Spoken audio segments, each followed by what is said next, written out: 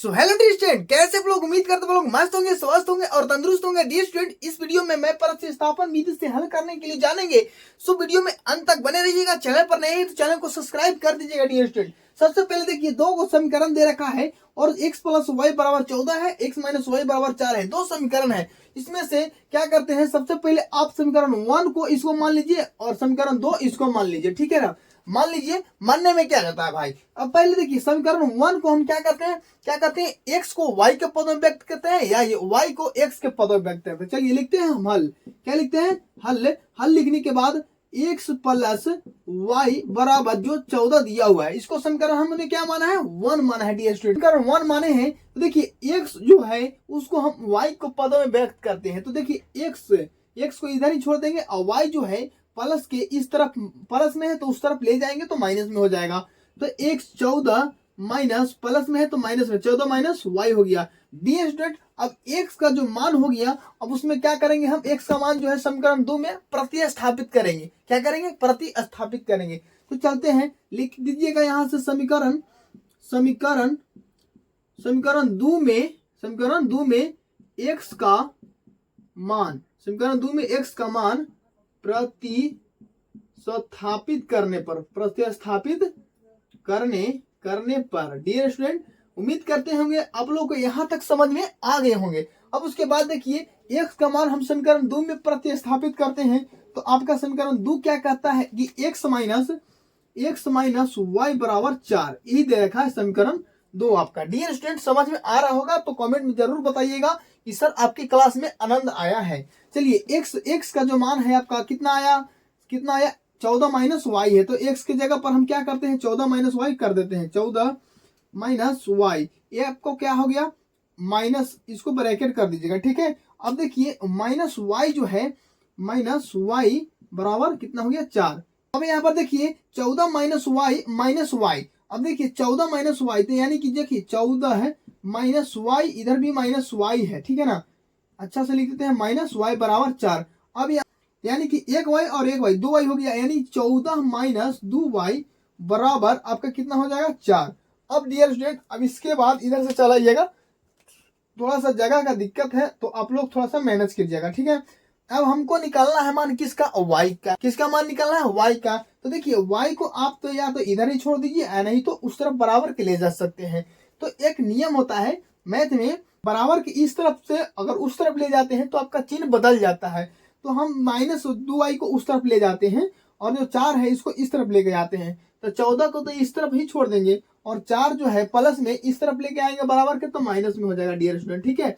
अब देखिए, आपका जो 2y था वो माइनस में तो था, तो इस तरफ आएगा तो क्या हो जाएगा? प्लस में हो जाएगा। डियर स्टूडेंट, उम्मीद करते हैं आप लोगों को समझ में आ गए होंगे। अब देखिए 14 माइनस 4 हो गया, यानी कि 14 में 4 घटाएंगे तो कितना बचेगा?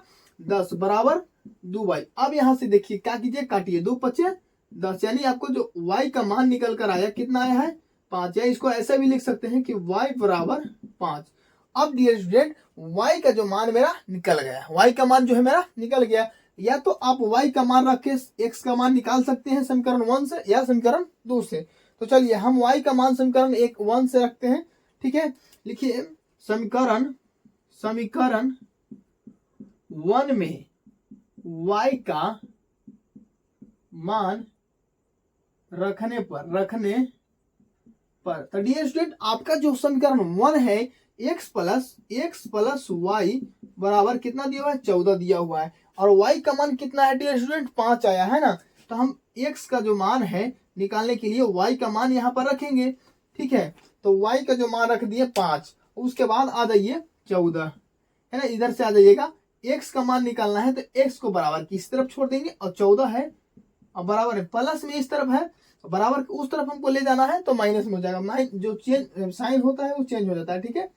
चलिए, x बराबर कितना? 14 में से 5 गया, कितना बचेगा? 9 5 14।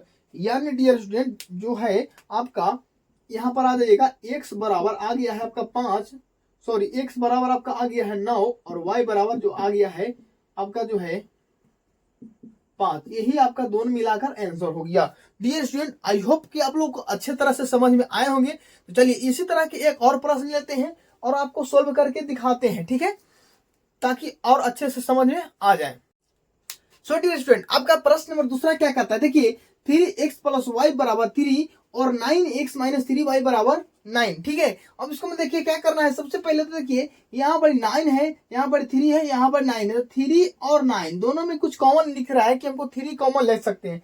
इसको छोटा थोड़ा सा कर लेते हैं ताकि आप लोगों को दिक्कत ना हो मल्टीप्लाई करने में, गुना करने में। ठीक है ना, तो देखिए इसको 3 कॉमन लेते हैं तो इधर बचेगा 3 और x माइनस इधर बचेगा y बराबर में 9। अब देखिए यहाँ पर ये सब गुना में है तो गुना में इस तरफ जाएगा तो भागा में हो जाएगा, यानी कट जाएगा, 3 3 9 बचेगा मेरा 3x माइनस वाई बराबर 3। अब इसको मानते हैं डियर स्टूडेंट कि समीकरण 1 जो है ये आपका है और समीकरण 2 जो है आपका ए है। ठीक है डियर स्टूडेंट, अब हम क्या करते हैं, सबसे पहले लिखते हैं समीकरण 1 से, क्या लिखते हैं समीकरण 1 से चलते हैं। आपका समीकरण 1 क्या कहता है कि 3x प्लस वाई बराबर 3, यही समीकरण डियर स्टूडेंट 1 आपका है।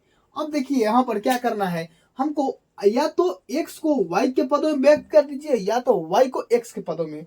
अब पिछले प्रश्न में मैं बताया था कि या तो आप x को y को इधर ही रखना है तो y को इधर रखना, तो x वाला को उस तरफ लेके जाना पड़ेगा। हम तो y को इधर ही रखने का मन है क्योंकि हमको सिंपल सा पड़ेगा। ठीक है ना, तो 3 माइनस इधर देखिए प्लस में है 3x तो उस तरफ जाएगा बराबर के तो माइनस में हो जाएगा, यानी कि 3 माइनस 3x हो जाएगा डियर स्टूडेंट। ठीक है, अब यहाँ पर मान सकते हैं आप समीकरण 3 भी इसको मान सकते हैं। ठीक है, चलिए अब हम देखिए y को जो मान है समीकरण 2 में रखेंगे, y का मान है समीकरण 2 में रखेंगे।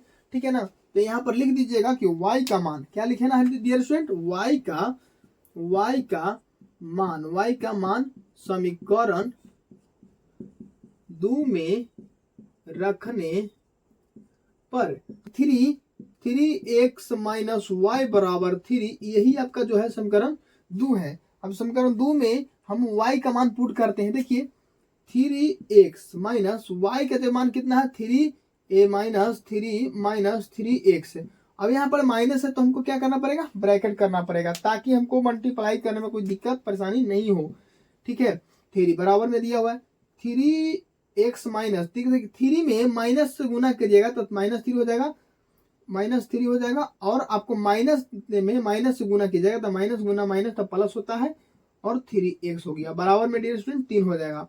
अब यहाँ पर देखिए ये आपका जो 3x प्लस में है और 3x प्लस में है तो यहाँ पर जोड़िएगा तो 3x कितना हो जाएगा 6x बराबर माइनस जो है 3 में इस तरफ उस तरफ भेजते हैं बराबर के तो 3 + 3 हो जाएगा, है ना, 3 + 3 यानी 6, 3 + 3 यानी 6 हो गया। अब 6 से 6 काट दीजिए, इसको एक बार में कट जाएगा, यानी एक का जो मान है x का जो मान है 1 आ गया। अब हमको क्या करना है, y का भी मान पुट करना है ना, y का भी मान निकालना है तो लिखेंगे x का मान समीकरण कितना में रखना है, 2 में रखना है या 1 में रखना, कोई में रख दीजिए, कोई दिक्कत नहीं है, 2 में रखने